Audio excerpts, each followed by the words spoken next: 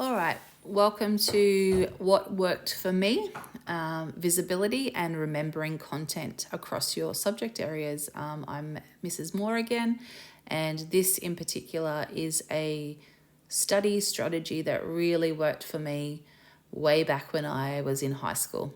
And in fact, it still does work for me in my everyday life and working in a school which is very hectic and I have a lot of things to remember. So welcome to Remembering Content with Visibility. All right, so as you know, you are well aware of how much content you need to remember for your exams. There are copious amounts of information that needs to get into your head and stay there so that you can walk into those exams and feel confident that those aspects of your course that you remember will be able to put on that page with accuracy and sophistication. So the content part of it is something that's really important so that you can actually showcase what you can write about and what your knowledge has been gleaned from those subjects that you've been looking at. There are syllabus dot points, sources, timelines, quotes, names, dates, formulas. There's so many things that you need to have a look at as you're leading into these exams and even just in your classes every day. It is your brain in the next year and a half is going to be jam-packed with content, and any little thing that can help make that process easier for you is what we're here to help you with. We understand. So for English alone, being an English teacher, that's, if you're expected to do 3 to 4 quotes per body paragraph for one essay, you're looking at 10-ish quotes for just one exam. Year 11, thankfully, you only are really doing that for your Shakespeare in your exams coming up. But if you're a Year 12 student, which you guys will be next year, and there's paper 2 for English, there's 3 extended responses. That's a lot of quotes. Over 2 papers, you're expected to be learning up to 30 quotes as you walk in there. It's a lot. So how are you possibly expected to do that when you also have to remember your ancient history, your formulas, your timelines, your how to write your biology reports in an appropriate structure? There is so much there. So my question to you at this stage is, do you do this and only this? I see so many students with some beautifully marked pages with different coloured post-it notes, and it looks amazing. It looks so organised, but is that all you do? Do you just colour code it and then you don't really look at it again? Or is it so overwhelmingly numerous with post-it notes and scribbles on those pages that you cannot possibly go back and decipher what you were talking about when you put that post-it note on that page? Admittedly, that is a lot of us, and I see a lot of students do this at this stage. My very simple strategy is really about simplifying those post-it notes and making sure that what you have tagged is simple and easy to remember, and most importantly, relevant, not just the additional waffle that doesn't really need to be in your head. We speak a lot as teachers about what is core and what is additional. So this is really about what is core. The strategy also focuses on this idea. It's the frequency of how often you see this content. It's how visible it is.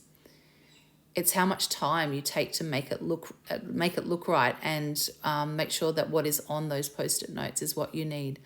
And permanency in terms of they need to be in your space for quite a long amount of time before exams for them to actually be able to be effective.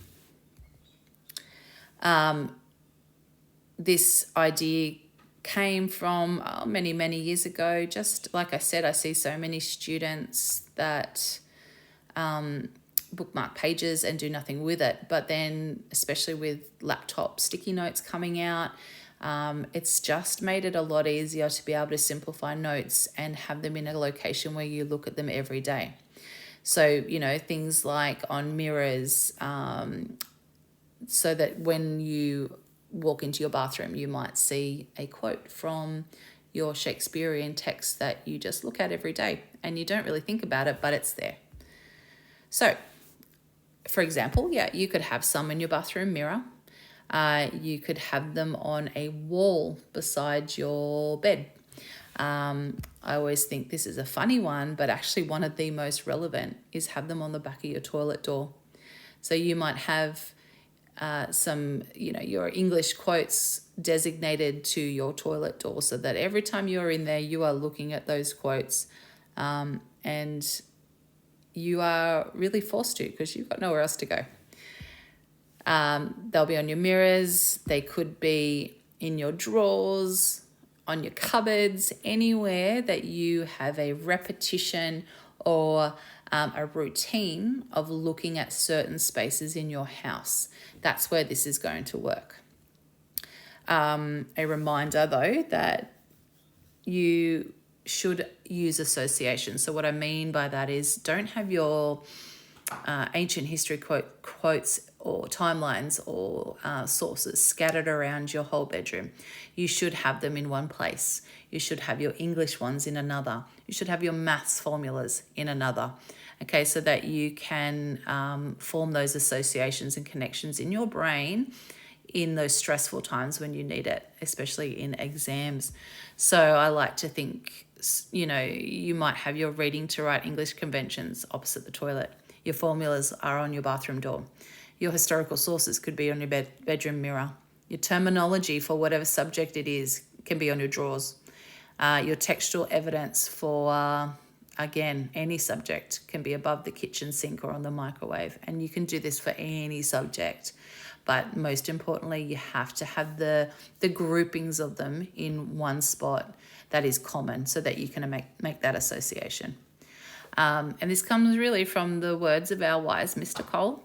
Use it or lose it. If you don't repeat these pockets of information that you're required to remember, if you don't write them into,